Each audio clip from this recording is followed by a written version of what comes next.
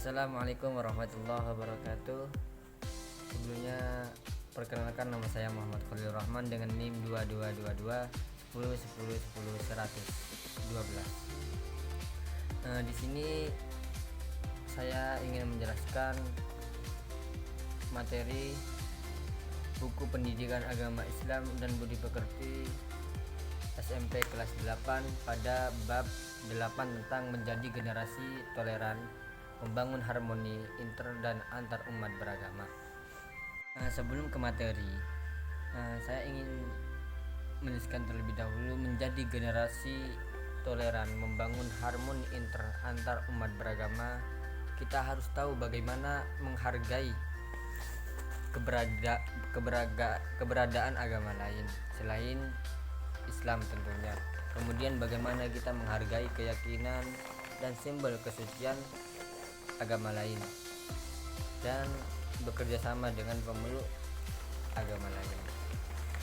Dan jangan sampai dengan generasi yang toleransi ini membangun harmoni, jangan sampai ada perselisihan, justru sebaliknya mendamaikan perselisihan. Hindari ujaran kebencian terhadap agama-agama lain, hindari perbuatan yang saling mencela, dan kita juga harus berbaik sangka. Di materi kali ini, menjadi generasi toleran, membangun harmoni inter dan antar umat beragama, ada beberapa poin. Yang pertama adalah toleransi, kemudian mengembangkan toleransi antar dan inter umat beragama, dan yang ketiga adalah praktik toleransi umat Islam sepanjang masa. Di poin pertama, saya ingin menjelaskan bagaimana pengertian toleransi. Apa sih toleransi itu? Toleransi dalam bahasa Arab adalah tasamuh. Yang tasamuh sendiri berasal dari kata dasar dalam bahasa Arab samaha, yang artinya mengizinkan atau memperbolehkan. Salah satu contohnya penggunaan kata samaha dalam bentuk kata sifat al-samha dalam sebuah hadis yang diriwayatkan oleh yang diriwayatkan oleh Imam Ahmad dari sahabat Ibnu Abbas, bahwasanya Rasulullah Shallallahu Alaihi Wasallam pernah bersabda, an Ibni Abbas qala qila li Rasulillah Shallallahu Alaihi Wasallam ayyul adyani ahabbu ilallah qala hanifiyatul samha, rawahu Ahmad. Agama yang paling dicintai oleh Allah, agama yang lurus lagi memperkenankan. Materi yang kedua, mengembangkan toleransi antar dan inter umat beragama. Dalam mengembangkan ini ada beberapa kebebasan beragama dalam Islam dan toleransi antar umat beragama, yang mana sikap toleransi dalam kehidupan beragama akan dapat terwujud apabila ada kebebasan dalam masyarakat untuk memeluk agama sesuai dan keyakinannya. Tidak ada pemaksaan di dalamnya untuk dalam beragama, yang mana prinsip kebebasan beragama ini sangat dianjurkan dalam ajaran agama Islam. Justru dari kebebasan tersebut, ajaran tentang kebebasan beragama ini sudah tercantum di dalam Al-Quran, surah Al-Baqarah ayat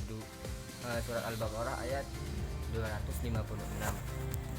La ikraha fiddin qad tabayyana ar-rusdu minal ghayy faman yakfur bit-taghut al-ayah.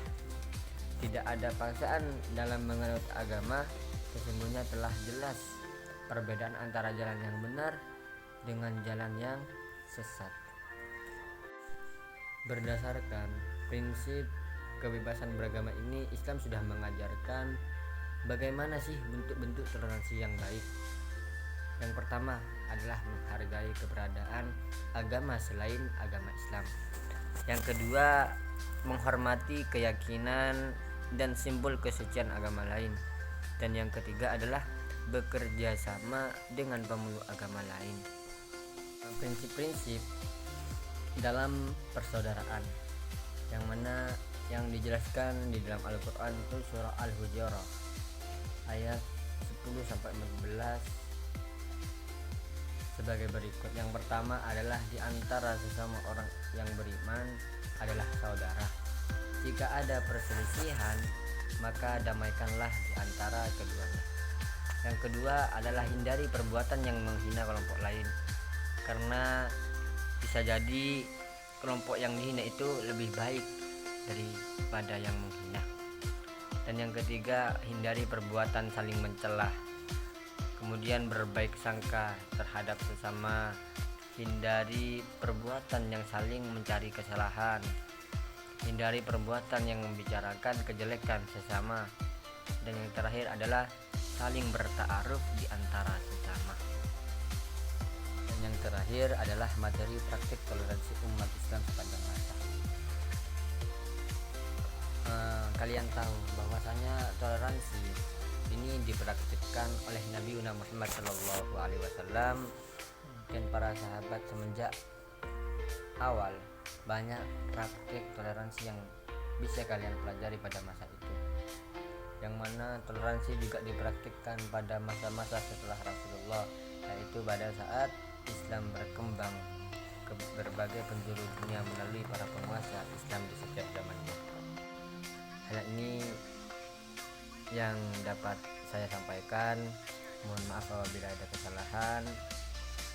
Wallahul muwaffiq ila aqwamit thoriq. Wassalamualaikum warahmatullahi wabarakatuh.